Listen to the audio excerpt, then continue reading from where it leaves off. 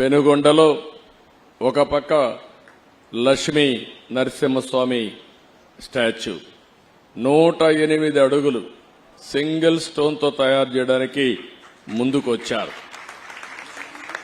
అది నేను ఎప్పుడో అప్పచెప్పాను, కానీ గడిచిన ప్రభుత్వం దానికి కూడా అడ్డుపడే పరిస్థితికి వచ్చారు. ఏ మంచి కార్యక్రమం ఉన్నా దాన్ని అడ్డుపడడం 5 ఏళ్లలో ఈ రాష్ట్రంలో జరిగింది.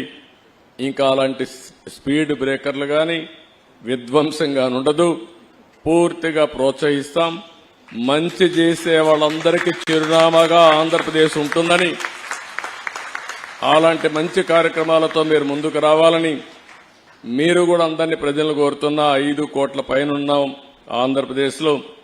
తెలంగాణ ప్రపంచం అంతా కలిస్తే 10 కోట్ల మంది తెలుగు జాతి ఉంది. నా ఉద్దేశం ఒకటే, భారతీయులు బాగుండాలి, అందులో అగ్రస్థానంలో తెలుగు జాతి ఉండాలనేది నా ప్రగాఢమైన ఆకాంక్ష.